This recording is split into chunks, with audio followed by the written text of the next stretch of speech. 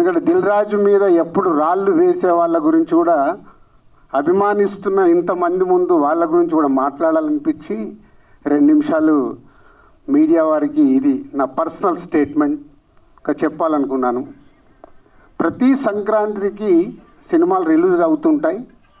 Release అవుతున్నప్పుడల్లా director indirect నేను కష్టపడి ఎదిగి ఇవాళ ఇండస్ట్రీలో ఈ పొజిషన్లో ఉన్నందుకు ఎప్పుడు ప్రతి సంక్రాంతికి ఏదో రకంగా కాంట్రవర్షియల్ చేస్తూ నా పైన స్టోన్స్ వేస్తూనే ఉంటారు. అది ఆల్మోస్ట్ మీరు అందరికీ తెలియంది కాదు, 7-8 ఇయర్స్ నుంచి నడుస్తూనే ఉంది. సో నేను చిరంజీవి గారు మాట్లాడుతూ వారు ఎంత బాగా చెప్పారు, దిల్ రాజుకు తెలుసు దేనికి ఎలా ఏం చెయ్యాలి అని, ఈజ్ ఎక్స్పీరియన్స్ పర్సన్ అని. కానీ ఈరోజు కొందరు వెబ్సైట్లలో చిరంజీవి గారు మాట్లాడిన దాన్ని ఇంకొకలాగా టర్న్ చేసి రాశారు. అవి 2 ప్రముఖ వెబ్సైట్లే. అంటే మీరు నా పైన ఏదో రాసి మీ వెబ్సైట్ ఇంపార్టెన్స్ని పెంచుకోవడానికి వేరే వాళ్ళని ఎందుకు వాడుకుంటున్నారు? మీకు ఇది అవసరమా? అంటే దిల్ రాజు ఏం రియాక్ట్ అవ్వడు, సాఫ్ట్గా వెళ్తాడు అనుకుంటున్నారా? తాట తీస్తా.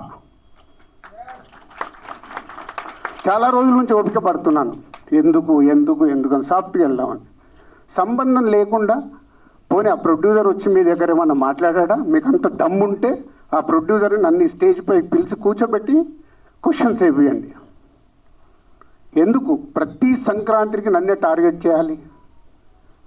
ఇంతమంది నన్ను అభిమానిస్తున్నారు కదా, 95% నన్ను ఇష్టపడతారు, 5% ఇష్టపడతారా? అది ఇష్టపడరా వాళ్ళ ఇష్టం.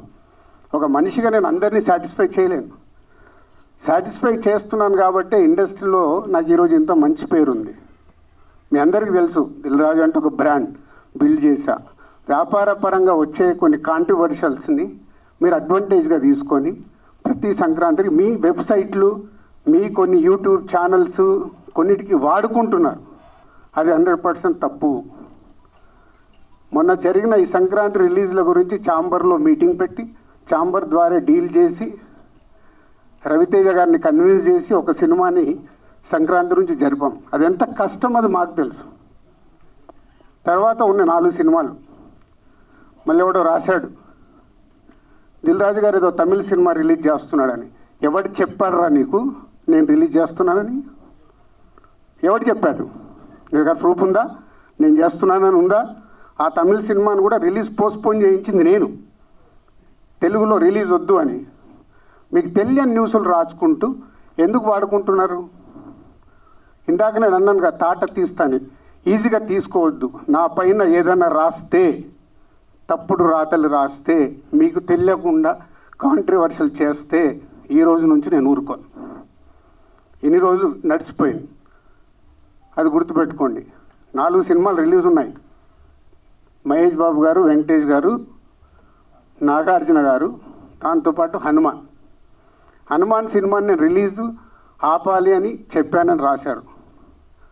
ప్రొడ్యూసర్ని, డైరెక్టర్ని నన్ను పిలిచి నేను సినిమా ఆపాలని అడిగానా? సినిమా 14వ తారీఖు రిలీజ్ చేసేయండి అని చెప్పాను. 12 మహేష్ బాబు సినిమా ఉంది కాబట్టి 14th చేస్తే మీ సినిమాకు ఉపయోగం, మీ సినిమాకు నంబర్ ఆఫ్ థియేటర్స్ దొరుకుతాయని చెప్పాను. కానీ దాన్ని ఇంకొక విధంగా మార్చి రాశారు. చిరంజీవి గారు మాట్లాడింది ఇంకొకలాగా కన్వర్ట్ చేసి రాస్తున్నారు. మీకు కావాల్సిన దాన్ని హైలైట్ చేయకండి. నెగిటివ్ వైబ్స్ ఉండకుండా పాజిటివ్గా బతుకుతే బాగుంటుంది. నెగిటివ్గా బ్రతకడం ఇంపార్టెంట్ కాదు. అందరం పోయే వాళ్ళమే, ఇక్కడ ఉండటానికి రాలా. నెగిటివ్ ఎందుకు? నెగిటివ్ వైబ్స్ ఎందుకు? మీ వెబ్సైట్లు, మీ ఛానల్స్ ఇంప్రూవ్ అవ్వాలని నెగిటివ్ వైబ్స్ని తీసుకొస్తారా? ఈరోజు హనుమాన్ సినిమా ప్రపంచవ్యాప్తంగా రిలీజ్ అవుతుంది. నాట్ ఓన్లీ తెలుగు స్టేట్స్, తమిళ్లో రిలీజ్ అవుతుంది, కన్నడలో రిలీజ్ అవుతుంది, హిందీలో రిలీజ్ అవుతుంది. ఎక్కడ థియేటర్ లేవా? దొరకట్లేదా? మీకు తెలియని విషయం ఏంటంటే నైజాములో 7-8 సెంటర్లలో Mahesh Babu cinema, Hanuman cinema release అవుతుంది. వెంకటేష్ గారి సినిమాకి, నాగార్జున గారి సినిమాకి థియేటర్ లేదు. మీకు తెలుసా అది? చిరంజీవి గారు, నాగార్జున గారు, వెంకటేష్ గారు, they are not a small heroes. 30 ఏళ్ళ నుంచి ఇండస్ట్రీలో ఒక స్టార్ హీరోగా ఉన్న ఇమేజ్ ఉన్న వాళ్ళకు కూడా థియేటర్ లేవు. ఇవి మీకు కనిపించవు. ఎంతసేపు వాళ్ళకు రావాల్సిన మైలేజ్ గురించి ప్రయత్నం చేస్తూ సో ఈరోజు కొన్ని కోట్లు ఖర్చు పెడితే రాని ప్రమోషన్ని హనుమాన్ సినిమాకు వచ్చింది. గుడ్, చిన్న సినిమా సూపర్ హిట్గా అవ్వాలి అని మనస్ఫూర్తిగా కోరుకుంటున్న దాంట్లో నేను ఒకరిని. ఎందుకంటే సినిమా ఆడితేనే గ్లోబల్గా పెరుగుతాం. మన చేతిలో ఉండదు, మనం కష్టపడి సినిమా తీస్తాం. ఇవి తెలియకుండా మీ పిచ్చి రాతలతోని ఏం చేద్దాం అనుకుంటున్నారు?